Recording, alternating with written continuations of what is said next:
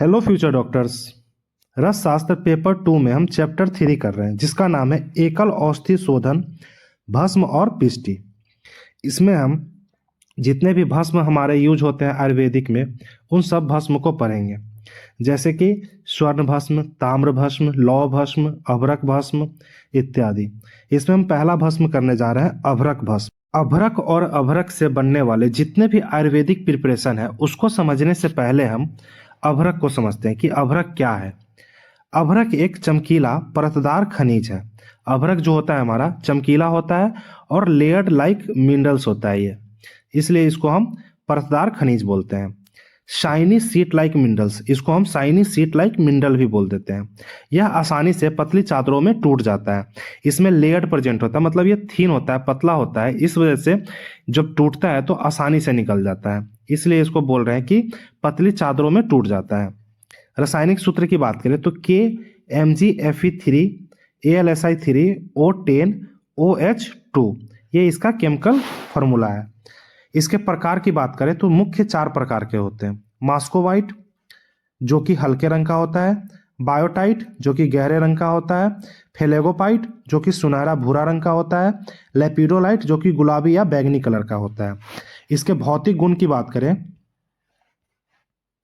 तो चमकीला होता है, लचीला होता है और मुलायम होता है। कठोरता में 2 से 3 होता है। एक दिशा में पूर्ण रूप से टूटता है, एक ही लेयर में एक दिशा में आसानी से टूटता है। अच्छा विद्युत तापरोधक होता है, इंसुलेटर की भी तरह यूज होता है और इलेक्ट्रिसिटी में भी इसका यूज होता है। उपयोग की बात करें तो विद्युत उपकरणों में, थर्मल इंसुलेशन में, मतलब इलेक्ट्रिसिटी में और थर्मल इंसुलेशन में इसका यूज देखने को मिलता है। पेंट में भी इसका यूज है, कॉस्मेटिक में, रबर और प्लास्टिक के उद्योगों में इसका यूज देखा जाता है। आयुर्वेद में बात करें तो अभ्रक भस्म के रूप में औषधि के तौर पे इसको हम यूज करते हैं। मुख्य उत्पादक क्षेत्र देखें तो झारखंड, आंध्र प्रदेश और राजस्थान, इन जगहों पे इसका उत्पादन ज़्यादा देखने को मिलता है। अब हम इस वीडियो में अभ्रक और अभ्रक से बनने वाले प्रिपरेशन लाइक भस्म के बारे में पढ़ेंगे। यहाँ पे आप अभ्रक कर लेंगे। अभ्रक भस्म के घटक द्रव्य है धान्य अभ्रक जो कि हमें 1 भाग में लेना है। अर्क हमें मर्दन के लिए पर्याप्त मात्रा में ले लेना है। नैग्रोध्र मूल क्वाथ ले लेंगे मर्दन के लिए पर्याप्त मात्रा में। रंभा रस लेंगे मर्दन के लिए पर्याप्त मात्रा में।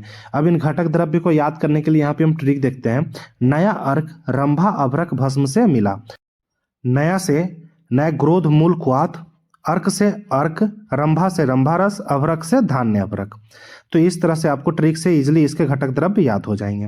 अब इसका हम निर्माण विधि देखते हैं। सबसे पहले धान्य अभ्रक को अर्क क्षीर के साथ 1 दिन तक अच्छी तरह मर्दन करें। पतली चपटी चक्रिकाएं बनाएं और इन्हें धूप में सुखाएं। इन चक्रिकाओं को शराब संपुट में रखें और संधि लेप लगाएं, फिर गजपुट दें। इस प्रक्रिया को 7 बार दोहराएं। इसके बाद वही प्रक्रिया से लेकिन मर्दन द्रव्य के रूप में नए ग्रोध मूल काढ़ा का उपयोग करें और प्रक्रिया को 3 बार दोहराएं। अंतिम चरण में मर्दन द्रव्य के रूप में कदली कंद स्वरस का उपयोग करें और प्रक्रिया को 7 बार दोहराएं। इसके बाद भस्म परीक्षण, भस्म की जांच करें। यदि यह पास हो जाती है तो अभ्रक भस्म आंतरिक सेवन के लिए तैयार है। अब इसको समझते हैं। सबसे पहले हमें धान्य अभ्रक को अर्क क्षीर के साथ 1 दिन तक अच्छी तरह से मर्दन करना है। उसके बाद पतली चपटी चक्रिकाएं बना करके धूप में सुखा लेना है। जब यह अच्छी प्रकार से सूख जाए तब इसको शराब संपुट करके संधि बंधन का लेप लगा करके गजपुट देंगे और ऐसा हम 7 बार करेंगे। उसके बाद नैग्रोध मूल काढ़ा का उपयोग करके इसका मर्दन करेंगे और ऐसा हम 3 बार दोहराएंगे। अंतिम में इसको हम कदली कंद स्वरस के साथ मर्दन करेंगे और ऐसा हम 7 बार करेंगे। उसके बाद हम भस्म परीक्षा करेंगे। जब ये भस्म परीक्षा में पास हो जाए तब इसका हम आंतरिक उपयोग चिकित्सीय स्तर पे कर सकते हैं। अब इसके मात्रा की बात करें तो हमें 125 mg से लेकर 375 mg लेना है। अनुपान की बात करें तो शहद, घी, त्रिफला क्वाथ, गुडुचि स्वरस और अदरक स्वरस, ये इसके अनुपान है। उपयोग की बात करें तो अग्निमांद में, ग्रहणी में, श्वास में, रक्तपित्त में, कांस में, प्रमेह में, पांडु में, केशपतिन में, त्वक रोग में और जरा में इनमें उपयोग हमें देखने को मिलता है। केमिकल कंपोजिशन की बात करें तो SiO silicon dioxide, Al2O aluminium oxide, FeO iron oxide, ये इसके केमिकल कंपोजिशन है। पथ्य अपथ्य की बात करें तो अपथ्य में हमें करेला, ककड़ी, कटीर, बेर, तेल, बैंगन का सेवन नहीं करना है। अब इसका हम औसत सेवन काल देखते हैं। तो दिन में 2 बार हमको यूज करना है इसका, प्रातः काल और शयन काल। काल मर्यादा की बात करें तो सभी प्रकार के कफ रोग, अगर किसी को कफ रोग हुआ है तो अभ्रक भस्म को हम पीपली चूर्ण और शहद के साथ 1 मंथ तक उसको यूज करने को देंगे। रसायन और ओजस्वी कर्म के लिए अभ्रक भस्म को त्रिकटु चूर्ण और विरंग चूर्ण के साथ 3 से 6 मास तक सेवन करना है। नेक्स्ट टॉपिक है हमारा अशुद्ध अभ्रक दोष। अगर हम अशुद्ध फॉर्म में अभ्रक को हम सेवन करते हैं तो हमें क्या क्या हो सकता है? पार्श्व पीड़ा हो सकता है, शोथ हो सकता है, पांडु रोग हो सकता है और कुष्ठ रोग हो सकता है। अब इन रोगों की चिकित्सा के लिए हम इसका चिकित्सा देखेंगे। अतिशी बीज चूर्ण को पानी के साथ 3 दिन तक सेवन करने से अशुद्ध अभ्रक भस्म सेवन जनित दोष से विमुक्ति प्राप्त हो जाती है। तो हमको क्या करना है, अगर ये दोष उत्पन्न होते हैं तो अतिशी चूर्ण का बीज लेना है, उसको पानी के साथ हमको 3 दिन तक सेवन करना है। तो इससे हमारा जो भी अभ्रक का अशुद्ध दोष उत्पन्न हो रहा है वो दूर हो जाएगा। अब इसको याद करने के लिए हम यहाँ पे ट्रिक देखेंगे। तो अ से अभ्रक होता है और अ से अतिशी होता है। तो अभ्रक और अतिशी, अभ्रक के दोष को दूर करने के लिए अतिशी का सेवन कर रहे हैं। तो इस तरह से आपको ये इजिली याद हो जाएगा।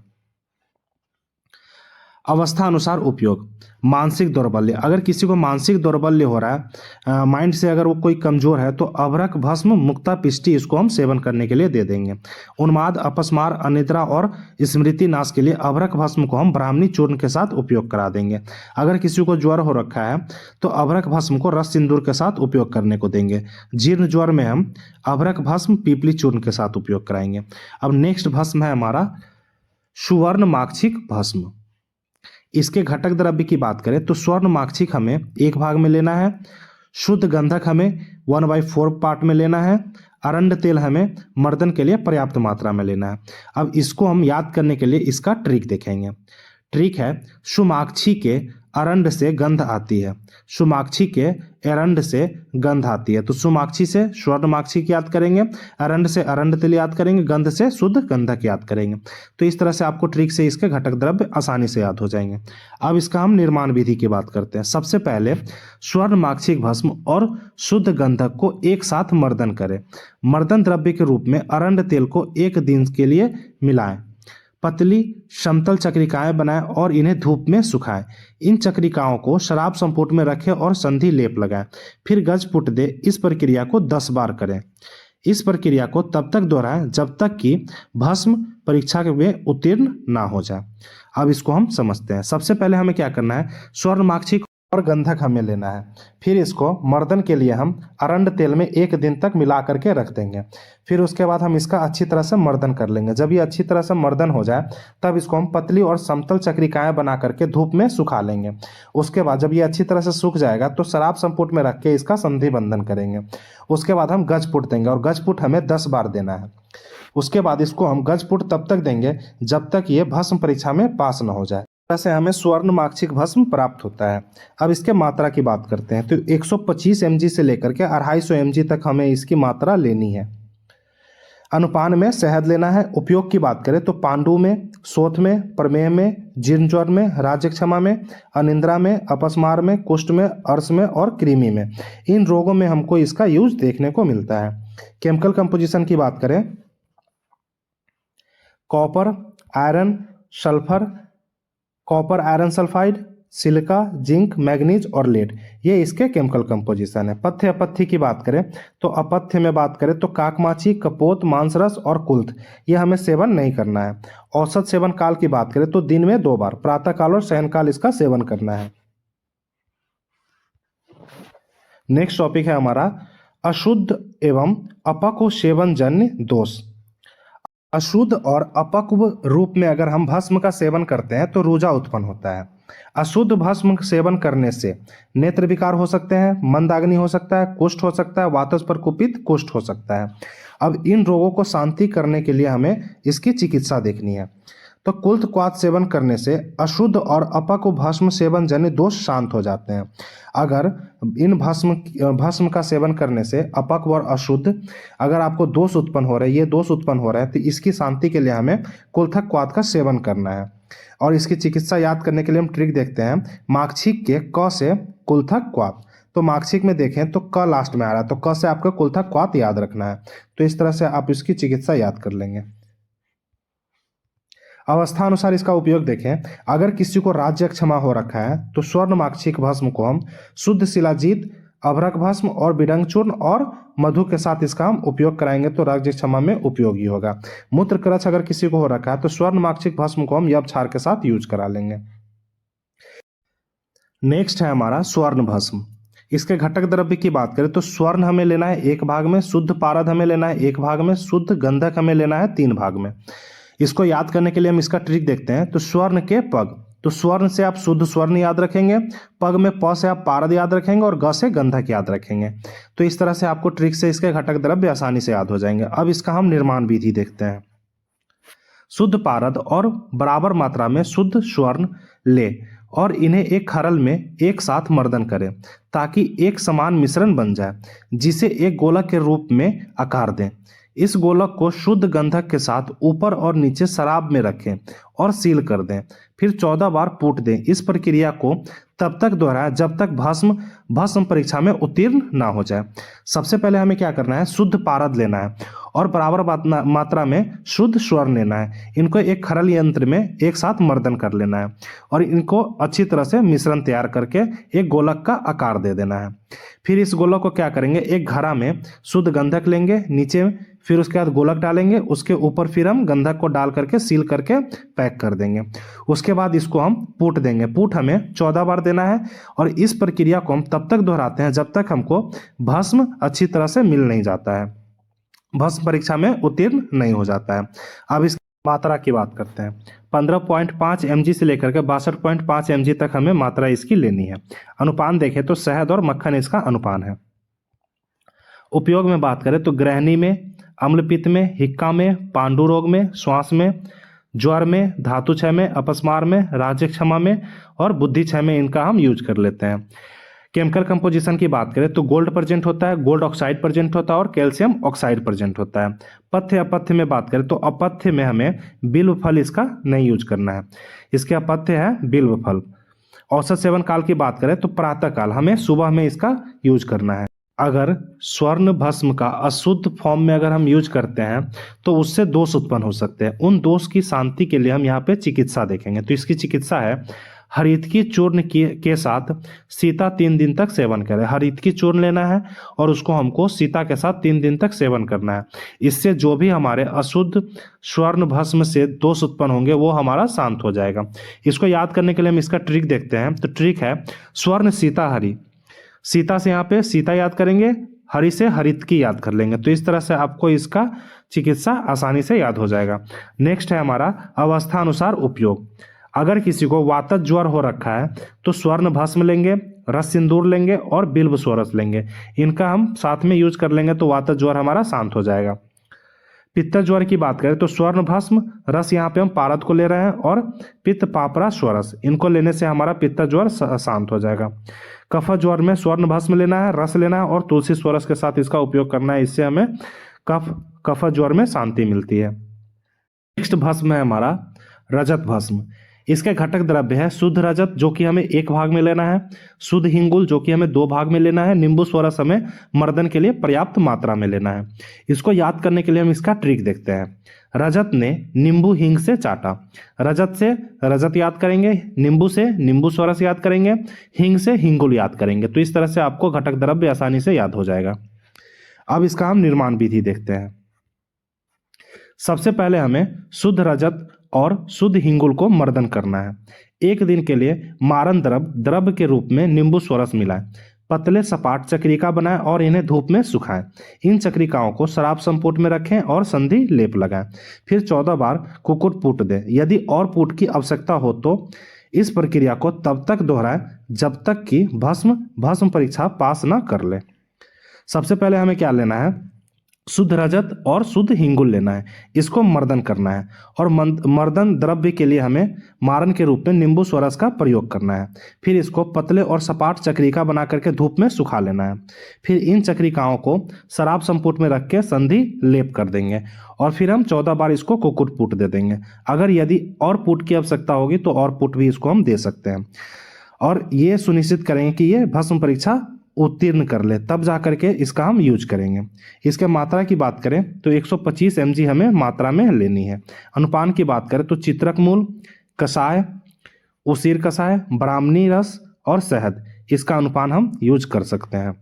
उपयोग की बात करें तो शोष में, धातु क्षय में, प्रमेह में, मादत्य में, विष में, ज्वर में, पित्त रोग में और प्लीहा में, इन रोगों में हमें इसका यूज देखने को मिलता है। इसके केमिकल कंपोजिशन की बात करें तो सिल्वर प्रेजेंट होता है, सिल्वर ऑक्साइड प्रेजेंट होता है, कैल्शियम ऑक्साइड प्रेजेंट होता है, मैग्नीशियम ऑक्साइड प्रेजेंट होता है। पथ्य अपथ्य में बात करें तो रोग और रोगी के अनुसार इसका पथ्य अपथ्य है। औसत सेवन काल की बात करें तो प्रातः काल, सुबह में हमको इसका यूज कर लेना है। टॉपिक है हमारा अशुद्ध व अपक्व भस्म सेवन जन्य दोष। अगर हम रजत भस्म का अशुद्ध फॉर्म में, अपक्व फॉर्म में यूज करते हैं तो दोष उत्पन्न होते हैं। इन दोष को शांत करने के लिए हम इसका उपचार देखेंगे। इसका उपचार है, शर्करा को मधु के साथ 3 दिन सेवन करने से विकट शांति उत्पन्न होती है। अगर रजत भस्म का अशुद्ध फॉर्म में और अपक्व फॉर्म में यूज करते हैं तो जो दोष उत्पन्न होते हैं उसकी शांति के लिए हम शर्करा को मधु के साथ 3 दिन तक सेवन करते हैं तो हमारा रोग शांत हो जाता है, दोष शांत हो जाता है। नेक्स्ट है अवस्था अनुसार उपयोग। वातज कोष्ठ विकार में हम रजत भस्म यवानी लौंग के साथ यूज कर लेते हैं। प्रमेह में रजत भस्म को तिर्जात द्रव्य चूर्ण के साथ उपयोग करते हैं।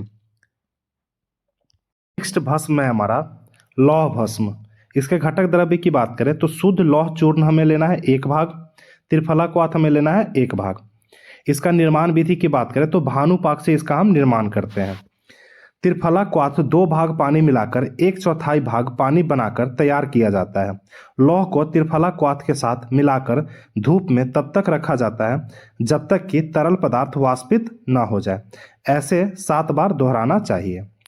भानुपाक करने के लिए हमें सबसे पहले क्या करना है, त्रिफला क्वाथ को 2 भाग पानी मिलाकर के 1/4 भाग पानी शेष रखना है। फिर इसको हम क्या करेंगे, लौह चूर्ण को हम त्रिफला क्वाथ में मिला देंगे और धूप में रख देंगे और धूप में रखने के बाद इसको वाष्पित होने देंगे। जब इसमें का जो भी तरल, जो भी हमारा लिक्विड पार्ट है वो हमारा वाष्पित हो जाएगा, फिर इस प्रोसेस को हम पुनः दोहराएंगे। ऐसा हमको 7 बार दोहराना है। इस तरह से हमको ये लौह भस्म प्राप्त हो जाता है। इसके मात्रा की बात करें तो 120 से लेकर के 250 mg इसकी मात्रा हमें यूज में लेनी है। अनुपान की बात करें तो शहद, घी, त्रिकटु चूर्ण और हरिद्रा रस, ये हमारा अनुपान है। उपयोग की बात करें तो अतिसार में, शूल में, अम्लपित्त में, उदर रोग में, कामला में, पांडु में और कृमि में, इन रोगों में हमें इसका यूज देखने को मिलता है। पथ्य अपथ्य की बात करें तो अपथ्य में देखें तो कुष्मांड, मांस, तिल तेल, मध, अम्लरस द्रव्य और मसूर, इनका सेवन हमें नहीं करना है।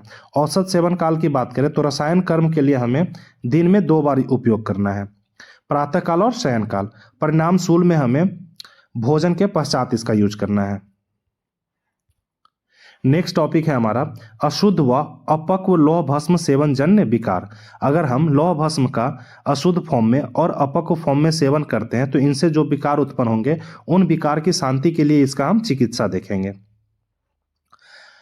अगस्त्य स्वरस को वायबिडंग चूर्ण के साथ सेवन करें, अताप सेवन करें। अगर इनसे जो दोष उत्पन्न हो रहे हैं तो उसके लिए हमें क्या करना है, उसके शांति के लिए अगस्त स्वरस व वायबिडंग चूर्ण के साथ इसका हमको सेवन करना है और अताप का सेवन करना है, मतलब धूप का सेवन करना है। आगे देखते हैं अवस्था अनुसार उपयोग। रक्तपित्त अगर किसी को हो रखा है तो लौह भस्म, चतुर्जात चूर्ण, शर्करा, वसा स्वरस, इनका हमें यूज करा लेना है।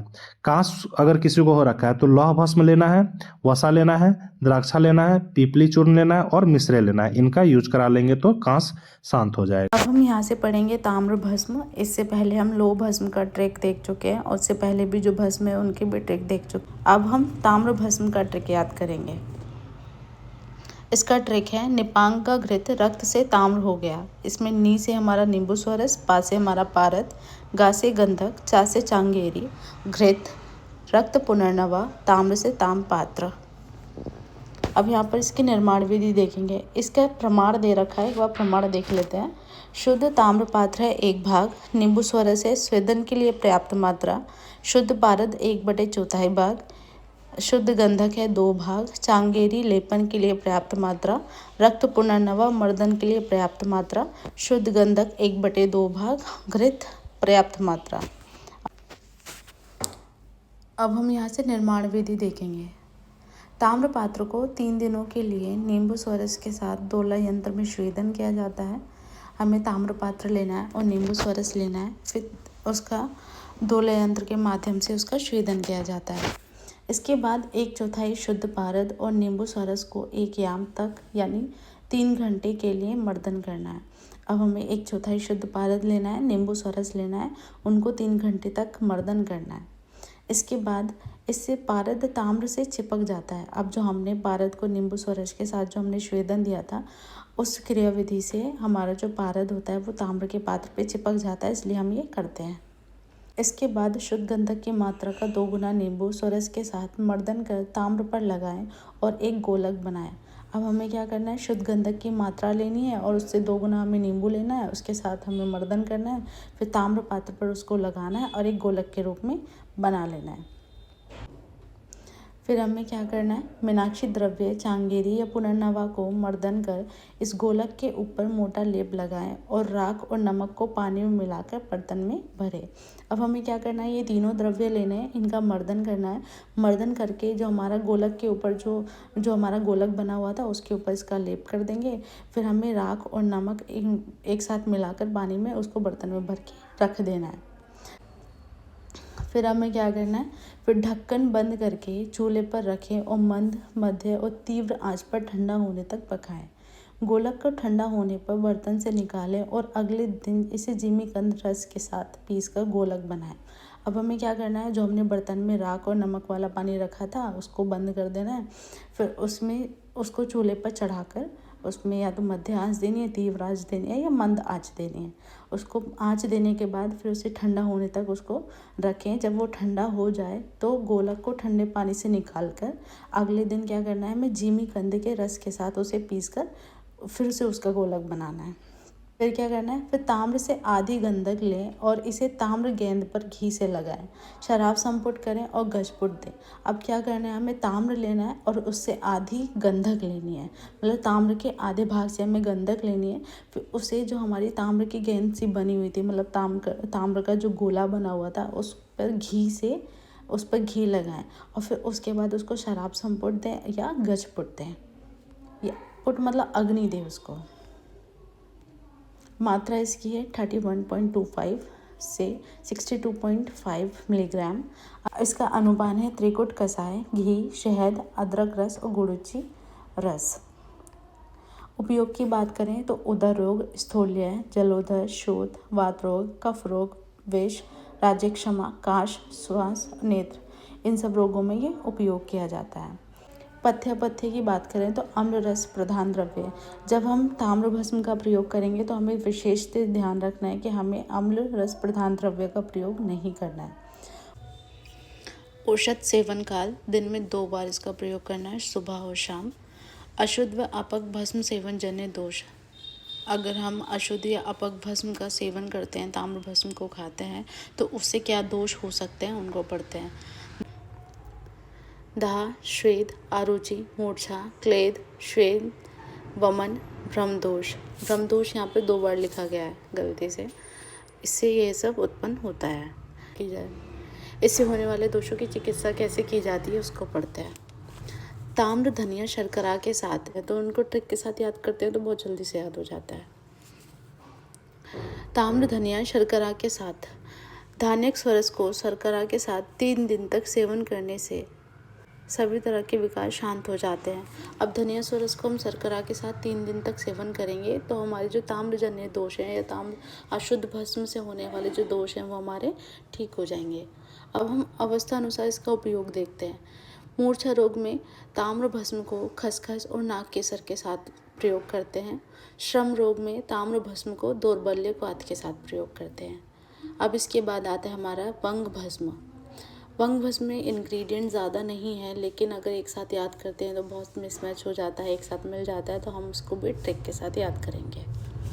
तो इसका ट्रिक है वंग कुमारी। इसमें वंग से हमारा वंग जारित है, कुमारी से कुमारी स्वरस है।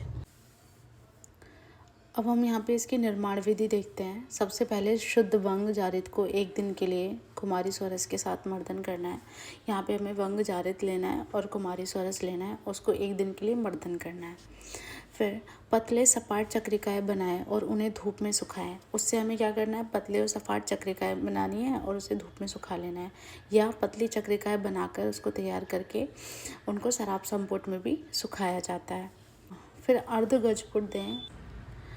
इस प्रक्रिया को तब तक दोहराना जब तक हमें भस्म परीक्षा ना मिल जाए। इसकी मात्रा अगर देखते हैं तो 125 से 250 mg है।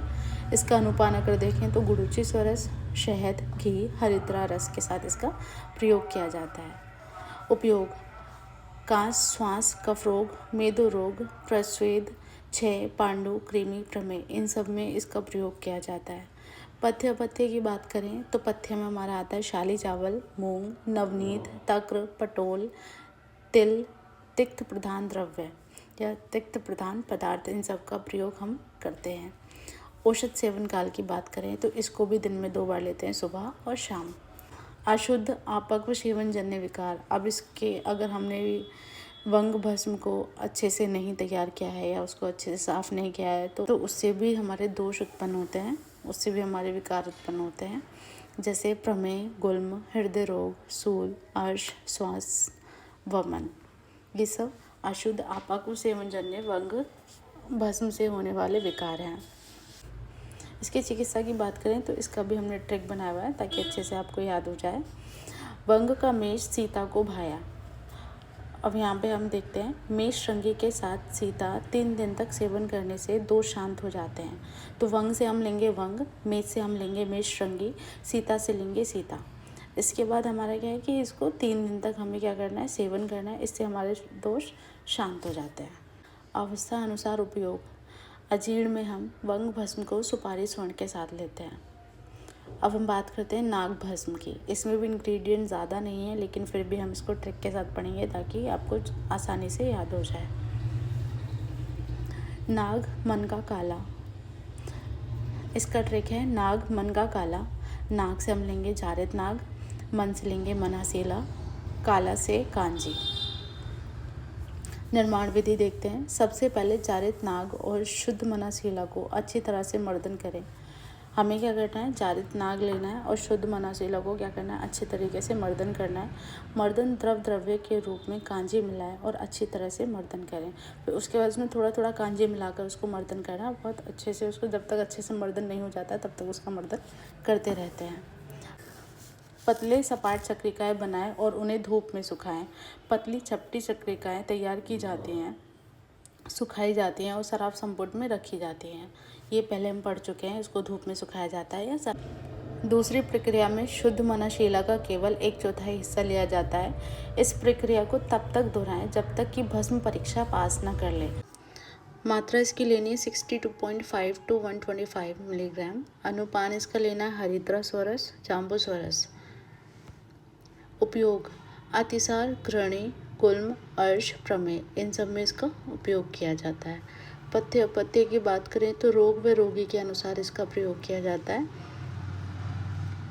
औषध सेवन काल की बात करें तो इसको भी दिन में 2 बार दिया जाता है, सुबह और शाम। अशुद्ध व अपक्व नाग भस्म सेवन जन्य विकार की बात करें तो अशुद्ध नाग भस्म सेवन जन्य से हमारे प्रमेह, क्षय, कामला उत्पन्न होते हैं।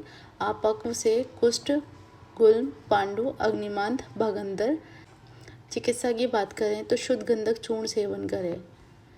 इसकी चिकित्सा के लिए शुद्ध गंधक चूर्ण का सेवन किया जाता है।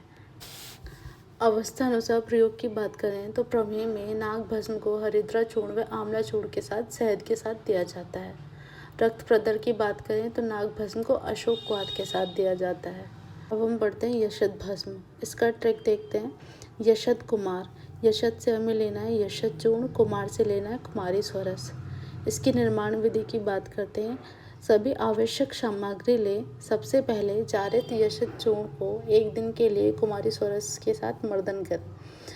अब हमें यहाँ पे यशद चूर्ण लेना है और कुमारी स्वरस लेना है। उस यशद को कुमारी स्वरस के साथ 1 दिन तक मर्दन करना है। पतले सपाट चक्रिकाएँ बनाएं और उन्हें धूप में सुखाएं। पतली चपटी चक्रिकाएँ तैयार की जाती हैं, सुखाई जाती हैं और शराब संपुट में रखी जाती हैं, जैसे हम ऊपर देख चुके हैं। फिर गजफुट दें। इस प्रक्रिया को तब तक दोहराएं जब तक कि भस्म परीक्षा ना पास कर ले, जैसे हमने ऊपर देखा था। इसकी मात्रा की बात करें तो 125 mg लेना है। इसके अनुपान की बात करें, मधु, गुड़ूची, स्वरस, त्रिकटु कषाय का प्रयोग किया जाता है। इसके उपयोग की बात करें तो घृणी, प्रस्वेद, रजक्षमा, प्रमेय, श्वेत प्रदर में इसका उपयोग किया जाता है। इसके पथ्य और अपथ्य की बात करें तो रोग रोगी के अनुसार इसका प्रयोग किया जाता है। अशुद्ध व अपक्व यशद भस्म को सेवन करने से जो विकार उत्पन्न होते हैं उनकी बात करते हैं। गुल्म, प्रमेय, क्षय और कुष्ठ रोग उत्पन्न होते हैं। यशद भस्म से होने वाले विकारों की चिकित्सा की बात करते हैं। इसमें भी हमने ट्रिक लिखी है। यश हरि बला पर शक करता है। यश से हमारा यहाँ पे है यशद, हरि से हरित की, बला से बला, शक से शर्करा। बला, हरित की और शर्करा को एक साथ 3 दिन तक सेवन करने से विकार शांत हो जाते हैं। इन सब का एक साथ सेवन करते हैं 3 दिन के लिए तो जो हमारे यशद भस्म सेवन जन्य विकार जो उत्पन्न होते हैं वो शांत हो जाते हैं। अवस्था अनुसार उपयोग की बात करें तो जठराग्नि प्रदीप करने के लिए यशद भस्म को अरणी मूल छोड़ के साथ प्रयोग किया जाता है। क्षय रोग की बात करें तो यशद भस्म को प्रवाल भस्म के साथ क्षय रोग में दिया जाता है। अब बात करते हैं हम काशीस भस्म की। इसकी ट्रिक देखते हैं। नींबू कास भस्म होता। नींबू से लेंगे यहाँ पर नींबू नीर, कास से लेंगे हम काशीस भस्म, मतलब काशीस भस्म। इसकी निर्माण विधि देखते हैं। सभी आवश्यक सामग्री लें। जो जो इसमें सामग्री बताई गई है वो सब लेनी है। सबसे पहले शुद्ध काशीस को 1 दिन के लिए नींबू स्वरस के साथ मर्दन करें। अब हमें शुद्ध काशीस लेना है, नींबू स्वरस लेना है और उसको 1 दिन के लिए उसके साथ मर्दन करना है। फिर उसके बाद पतले सपाट चक्रिकाएँ बनाएं और उन्हें धूप में सुखाएं। इन चक्रिकाओं को शराब संपुट में रखें और संधि लेप बनाएं। अब इनको चक्रिका बनाकर उनको शराब संपुट में रख देना है या धूप में सुखा लेना है। उसके बाद उसका संधि लेप करना है। फिर लगभग 7.7 किलोग्राम वनोपला का उपयोग करते हुए पुट दें। इस प्रक्रिया को तब तक दोहराएं जब तक कि भस्म परीक्षा ना पास कर ले। फिर हमें क्या करना है, 7.60 किलोग्राम वनोपला लेना है, मतलब उपले लेने हैं, उनका प्रयोग करके हमें उसे पुट देना है और तब तक पुट करना है जब तक उसकी भस्म परीक्षा ना मिल जाए। इसकी मात्रा हमें लेनी है 250 mg। अनुपान की बात करें तो अनुपान इसमें बाकुची चूर्ण, त्रिफला क्वाथ और मधु। इसके उपयोग की बात करें, पांडु, प्लीहा रोग, हिक्का, विषर्प, सिवित्र, कष्ट, आर्तव, व्रण, विष, नेत्र रोग, इन सब रोग में इसका उपयोग किया जाता है। पथ्य अपथ्य की बात करें, रोग व रोगी के अनुसार। औषध सेवन काल की बात करें, जैसे हम पहले देख चुके हैं, सबको हमें सुबह शाम देना है। अवस्था अनुसार उपयोग।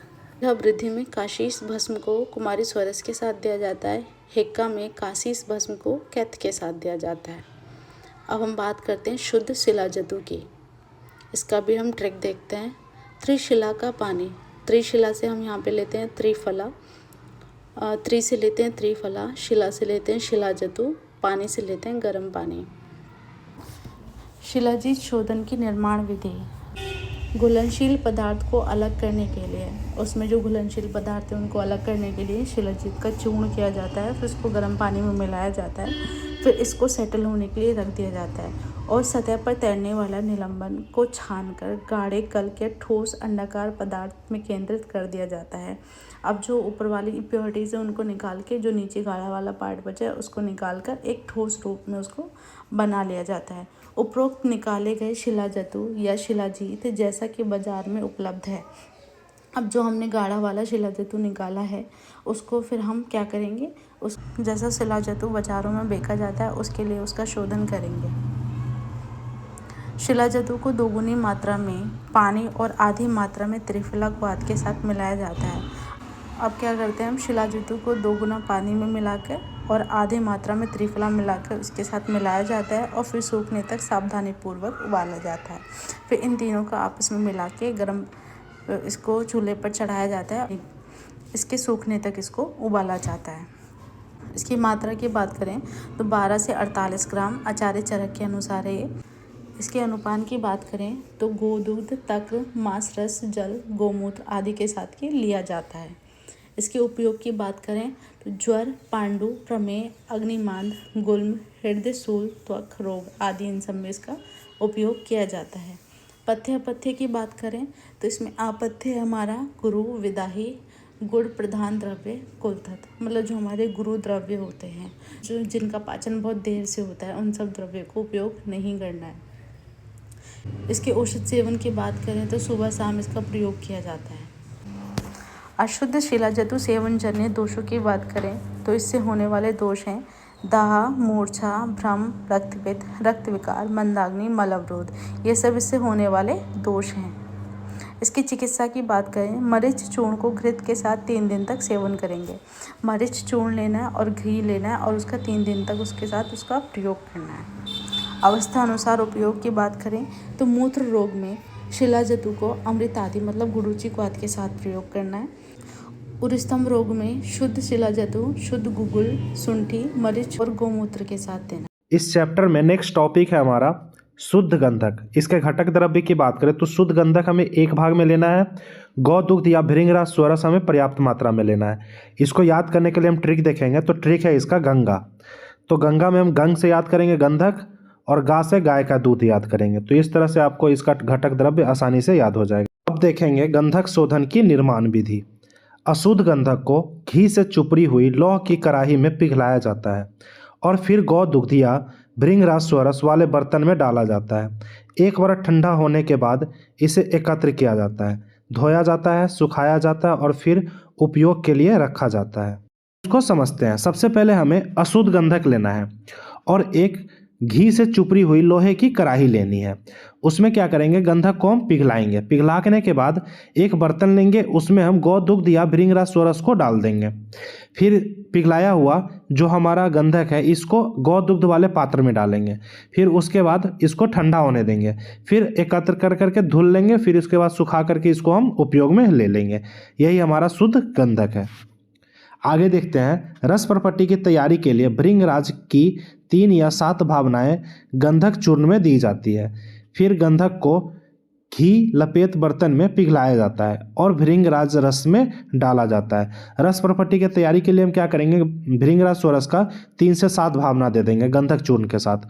उसके बाद घी से लपेटे हुए बर्तन में हम गंधक को डाल देंगे। फिर उसमें हम भृंगराज रस को डालेंगे। यही हमारा रस परपट्टी है। इसके मात्रा की बात करें हम तो 1 से 8 रत्ती मात्रा इसका लेना है। उपयोग में देखें तो कुष्ठ में, कंडू में, विसर्प में, दद्रु में, आमनाशक में और रसायन में, इनमें हमें उपयोग देखने को मिलता है। पथ्य अपथ्य की बात करें तो पथ्य आहार है यहाँ पे दूध व दूध से बने पदार्थ, मधुर रस, शीतवीर्य, प्रधान द्रव्य, ये हमारे लिए हितकर होता है। अपथ्य की बात करें तो अम्ल, द्रव, शाक, काकराष्टक द्रव्य, उष्णवीर्य, प्रधान द्रव्य, ये हमारे लिए अहितकर होता है। औसत सेवन काल की बात करें तो दिन में 2 बार हमें लेना है, प्रातः काल और शयन काल। अशुद्ध गंधक सेवन जन्य दोष, अगर हम अशुद्ध गंधक का सेवन करते हैं तो उससे कौन से दोष होते हैं उसकी बात करते हैं। तो कुष्ठ रोग होता है, ज्वर होता है, भ्रम होता है, पित्त विकार होता है, रूप वीर्य बल का नाश होता है। अब इसकी शांति के लिए हम इसका चिकित्सा देखेंगे। गौ घृत को गौ दुग्ध के साथ सेवन करें। गौ के घी को हमको गौ दुग्ध के साथ सेवन करना है। इससे क्या होता है, इसमें शांति होती है। अवस्था अनुसार उपयोग की बात करें तो हृदय रोग में हमें शुद्ध गंधक लेना है और दशमूल क्वाथ के साथ लेना है। स्थौल्य में शुद्ध गंधक को गौमूत्र के साथ लेना है। तो इस तरह से शुद्ध गंधक हो गया। अब हम देखेंगे शुद्ध गैरिक। इसके घटक द्रव्य की बात करें तो अशुद्ध गैरिक हमें 1 भाग में लेना है। गौ दुग्ध हमें भावना के लिए पर्याप्त मात्रा में लेना है। इसको याद करने के लिए हम इसका ट्रिक देखते हैं। गोरी गाय, तो गोरी से आप गैरिक याद करेंगे, गाय से आप गौ दुग्ध याद करेंगे। तो इस तरह से आपको इसके घटक द्रव्य आसानी से याद हो जाएंगे। आगे देखते हैं शुद्ध गैरिक शोधन की निर्माण विधि। अशुद्ध गैरिक ले और इसे खल्ब की सहायता से चूर्ण कर ले। गौ दुग्ध मिलाकर भावना प्रक्रिया 3 बार करें। अशुद्ध गैरिक लेना है हमें, खल्ब यंत्र में इसको यवकुट कर करके चूर्ण बना लेंगे।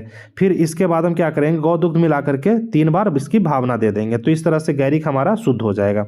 इसके मात्रा की बात करें तो 250 mg हमें यूज में लेना है। उपयोग की बात करें तो रक्तपित्त में, हिक्का में, बमन में, विष में, कंडू में और शीतपित्त में इसका उपयोग देखने को मिलता है। पथ्य अपथ्य की बात करें तो रोग और रोगी के अनुसार इसका पथ्य और अपथ्य डिसाइड करना है। औसत सेवन काल की बात करें तो अवस्था अनुसार औसत सेवन काल है इसका। अवस्था अनुसार इसका प्रयोग देखें तो शीत पित्त अगर हुआ है किसी को तो शुद्ध गैरिक हमें हरिद्रा चूर्ण के साथ और जल के साथ देना है। विसर्प में हमें शुद्ध गैरिक को घृत के साथ देना है। आगे है हमारा शुद्ध काक्षी। इसके घटक द्रव्य है अशुद्ध काक्षी जो कि 1 भाग में लेना है। भृंगराज नीर हमें भावना के लिए पर्याप्त मात्रा में लेना है। इसको याद करने के लिए हम इसका ट्रिक देखते हैं।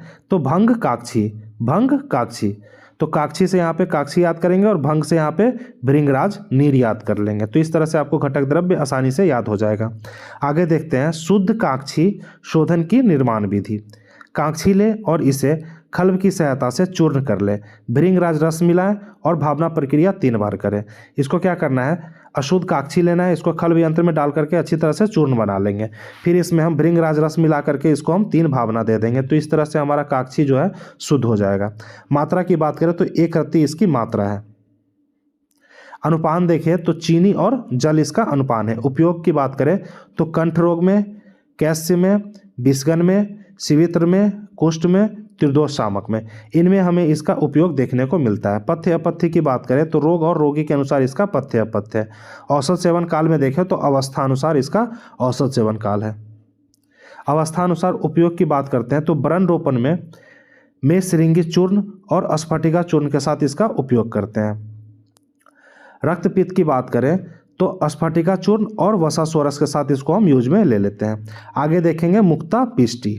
इसके घटक द्रव्य है शुद्ध मुक्ता जो कि 1 भाग में लेना है। गुलाब अर्क जो कि हमको मर्दन के लिए पर्याप्त मात्रा में लेना है। इसको याद करने के लिए हम ट्रिक देखेंगे। मुक्त गुलाब पिसा, तो मुक्त से आप मुक्ता याद करेंगे, गुलाब से गुलाब अर्क याद कर लेंगे। तो इस तरह से आपको घटक द्रव्य आसानी से इस ट्रिक से याद हो जाएगा। अब इसका हम निर्माण विधि देखते हैं। मुक्ता को गर्म पानी में धोकर सुखाएं। परवाल को गुलाब अर्क के साथ 7 दिन तक पीसें। अंतिम उत्पादकों को एकत्र करें, संग्रहित करें। सबसे पहले क्या करना है, मुक्ता को हमको गर्म पानी में धुल करके अच्छी तरह से सुखा लेना है। फिर उसके बाद परवाल को हमको गुलाब के अर्क में 7 दिन तक पीसना है। अंतिम में क्या करेंगे, इसको एकत्र कर करके संग्रहित कर लेंगे। मात्रा की बात करें तो 65 से लेकर के 125 mg हमें मात्रा इसका लेना है। अनुपान की बात करें तो शहद और छाछ के साथ इसको हमको यूज में लेना है। उपयोग की बात करते हैं तो रक्त अतिसार में, रक्तपित्त में, मनोदोष में, उन्माद में और हृदय रोग में ये हमारा लाभकारी होता है। पथ्य अपथ्य की बात करें तो अपथ्य है हमारा उष्ण, तीक्ष्ण, विदाही गुण प्रधान। औसत सेवन काल अवस्था के अनुसार है इसका। नेक्स्ट है हमारा परवाल पिष्टी। इसके घटक द्रव्य की बात करें तो शुद्ध परवाल हमें 1 भाग में लेना है। गुलाब अर्क हमें मर्दन के लिए पर्याप्त मात्रा में लेना है। इसको याद करने के लिए हम ट्रिक देखेंगे। परवाल को गुलाब ने पीसा, तो परवाल से परवाल याद करेंगे, गुलाब से गुलाब अर्क याद करेंगे। तो इस तरह से आपको घटक द्रव्य आसानी से इस ट्रिक से याद हो जाएगा। अब इसका हम निर्माण विधि देखते हैं। परवाल को गर्म पानी से धोकर सुखा लें। परवाल को गुलाब अर्क के साथ 7 दिन तक पीसें। अंतिम उत्पाद को एकत्र करके संग्रहित करें। सबसे पहले क्या करना है, हमको परवाल को गर्म पानी से धुल करके सुखा लेना है। उसके बाद परवाल को गुलाब के अर्क में 7 दिन तक पीस लेना है। फिर उसके बाद अंतिम में इसको हम एकत्र करके संग्रहित कर लेंगे। मात्रा की बात करें तो 250 mg इसकी मात्रा लेनी है हमें। अनुपान इसका है शहद, मक्खन और घी। उपयोग की बात करें तो कांस में, पित्त रोग में, मनोदौर्बल्य में, ओछय में और हृदय रोग में, इनमें हम उपयोग कर सकते हैं इसका। पथ्य अपथ्य की बात करें तो अपथ्य है इसका उष्ण, तीक्ष्ण, विदाही गुण प्रधान जो पिछले में था हमारा, तो सेम इसका अपथ्य है। औसत सेवन काल की बात करें तो दिन में हमको 2 बार यूज करना है इसको, प्रातःकाल और शयन। औसत सेवन काल अवस्था के अनुसार है इसका। नेक्स्ट है हमारा परवाल पिष्टी। इसके घटक द्रव्य की बात करें तो शुद्ध परवाल हमें 1 भाग में लेना है। गुलाब अर्क हमें मर्दन के लिए पर्याप्त मात्रा में लेना है। इसको याद करने के लिए हम ट्रिक देखेंगे। परवाल को गुलाब ने पीसा, तो परवाल से परवाल याद करेंगे, गुलाब से गुलाब अर्क याद करेंगे। तो इस तरह से आपको घटक द्रव्य आसानी से इस ट्रिक से याद हो जाएगा। अब इसका हम निर्माण विधि देखते हैं। परवाल को गर्म पानी से धोकर सुखा लें। परवाल को गुलाब अर्क के साथ 7 दिन तक पीसें। अंतिम उत्पाद को एकत्र करके संग्रहित करें। सबसे पहले क्या करना है आपको, परवाल को गर्म पानी से धुल करके सुखा लेना है। उसके बाद परवाल को गुलाब के अर्क में 7 दिन तक पीस लेना है। फिर उसके बाद अंतिम में इसको हम एकत्र करके संग्रहित कर लेंगे। मात्रा की बात करें तो 250 mg इसकी मात्रा लेनी है हमें। अनुपान इसका है शहद, मक्खन और घी। उपयोग की बात करें तो कांस में, पित्त रोग में, मनोदौर्बल्य में, ओछय में और हृदय रोग में, इनमें हम उपयोग कर सकते हैं इसका। पथ्य अपथ्य की बात करें तो अपथ्य है इसका उष्ण, तीक्ष्ण, विदाही गुण प्रधान, जो पिछले में था हमारा, तो सेम इसका अपथ्य है। औसत सेवन काल की बात करें तो दिन में हमको 2 बार यूज करना है इसको, प्रातःकाल और शयनकाल। नेक्स्ट है हमारा वज्र भस्म। इसके घटक द्रव्य की बात करें तो शुद्ध हीरक जो कि 1 भाग में लेना है, शुद्ध पारद हमें 1 भाग में लेना है, मनःशिला हमें 1 भाग में लेना है, शुद्ध गंधक हमें 1 भाग में लेना है, शुद्ध हरताल हमें 1 भाग में लेना है और कुल्थ क्वाथ में 1 भाग में लेना है। इसको याद करने के लिए हम इसका ट्रिक देखते हैं। तो हीर का मन हरपा कुल में है। हीर का मन हरपा कुल में है, तो हीर से हीरक याद कर लेंगे, मन से आप मनःशिला याद करेंगे, हर से आप हरताल याद करेंगे और पा से आप पारद याद करेंगे, कुल से कुल्थ क्वाथ याद करेंगे। तो इस तरह से आपको इजीली इसके घटक द्रव्य इस ट्रिक से याद हो जाएंगे। वही है हीरक, मनःशिला, हरताल, पारद, कुल्थ क्वाथ और गंधक। इसके निर्माण विधि की बात करें तो आवश्यक सभी सामग्री ले। नेक्स्ट है हमारा वज्र भस्म। इसके घटक द्रव्य की बात करें तो शुद्ध हीरक हमें 1 भाग में लेना है, शुद्ध पारद हमें 1 भाग में लेना है, शुद्ध मनःशिला हमें 1 भाग में लेना है, शुद्ध गंधक हमें 1 भाग में लेना है, शुद्ध हरताल हमें 1 भाग में लेना है और कुल्थ क्वाथ हमें 1 भाग में लेना है। इसको याद करने के लिए हम इसका ट्रिक देखेंगे। तो हीर का मन हरपा कुल में है। हीर का मन हरपा कुल में है, तो हीर से आप हीरक याद कर लेंगे, मन से आप मनःशिला याद करेंगे, हरपा में आप हर से हरताल याद करेंगे और पा से पारद याद करेंगे, कुल में आप कुल से कुल्थ याद करेंगे, कुल्थ क्वाथ। तो इस तरह से आपको ट्रिक से घटक द्रव्य आसानी से याद हो जाएंगे। अब इसका हम निर्माण विधि देखते हैं। आवश्यक सभी सामग्री लें। सबसे पहले शुद्ध हीरक को शुद्ध पारद के साथ अच्छी तरह मर्दन करें। फिर शुद्ध मनःशिला, शुद्ध हरताल, शुद्ध गंधक मिलाएं और अच्छी तरह मर्दन करें। कुल्थ क्वाथ को द्रव्य के रूप में मिलाएं और मिश्रण सूखने तक मर्दन करें। तैयार मिश्रण को शराब संपुट में रखें और संधि लेप लगाकर बंद करें। शराब संपुट पर गजपुट दें।